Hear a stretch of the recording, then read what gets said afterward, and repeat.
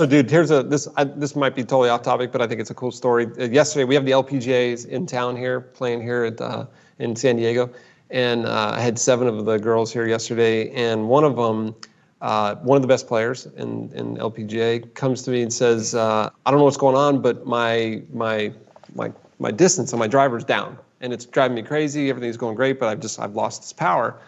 And I want to get on the force plates. I want to get on the 3D. I've got my swing coach here. I want to see kind of what's going on. I'm like, let's just check some movements real fast, right? So we go through and she was here 6 months ago, so I have all of her data for 6 months ago, and she's an incredible mover, very, very, very mobile, very stable.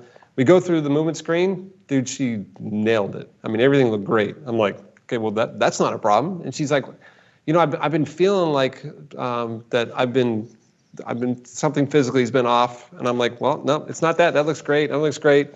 We do grip strength, great. Even improved from the last time I saw her. Okay. We go do vertical jump. I check her vertical jump. Vertical jump's down 7%, and I'm like, I go, we do sit up and throw and chest pass for upper body and core power. We do some medicine ball tests.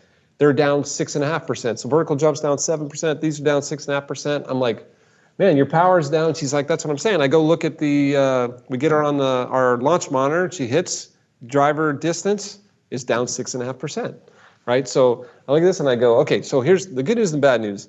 There's nothing wrong with your swing, right? Your swing looks great. It's equally down to what we see with your power in the gym, right? So we know this is an Indian problem, not an arrow problem. Like, so is it the arrow? Or is it the Indian, right? Is it the athlete, or is it the engine, or is it the swing? I'm like, if we just make your engine 7% more powerful, your driver is going to be 7%, be back to where you want, right? So the good news is we knew it was her. There was a physical problem.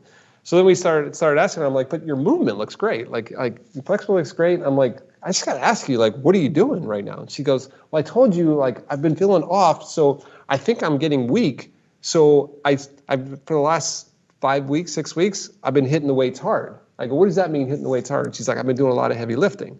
And I go, okay, hold on. So then we do the vertical jump. I told you it was down 7%. We do a counter movement jump and then a static jump, right, to check, kind of like in our FCS, the double. The dissected jump, yeah. Yeah, looking at the elastic jump. So we did a quick elastic jump on our force plate over here, and the static jump versus the counter movement jump, there's no difference, right? The elastic's gone, right? Gotcha. So I look at her and I go, so hold on a second. I go, so right now you've been lifting heavy weights. I'm like, she normally does a lot of dynamic explosive stuff. And she's like, yeah, no, I really haven't been doing that. I've just been doing strength training. And I'm like, okay, well, you do realize that strength training in general reduces your fast twitch fibers and reduces some of your static. And this is like in normal periodization, we would do strength training. And then as we taper, all those things come back. I go, honestly, my honest opinion on doing all this evaluation on you right now is stop. If you start to taper your strength training, right, get more into some of your explosive stuff right now. In 3 weeks, I think you're going to be driving the ball farther than you have 6 months ago.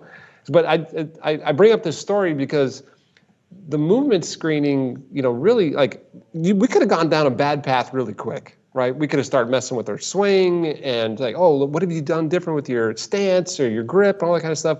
But the movement screening said, hey, movement looks great. I look at the swing and I'm like, the swing still looks the same, right? So it's kind of weird. It's like people think that the movement screen has one purpose, but this is like, it was help in the investigation to realize that she just was doing her periodization of training wrong, if that makes sense. You know what I mean? Like I don't know if this applies to the story we were saying, but it fits into is it a strength problem? Is it you know what I mean? I think it totally applies. And I want our listeners to go right back to where you started the story. Number one, you were working off a piece of baseline. You had a power signature, and you had a quality and quantity signature, and you had a movement signature, right? Yep. You basically said at the beginning of this, her grip strength went up and her movement remained the same, but we can't assume your body can convert that torque to rotational speed. It's there, but as long as you're in that stress recovery debt, you'll never express it so I just think that was good because you couldn't have made that call without the baseline that you had.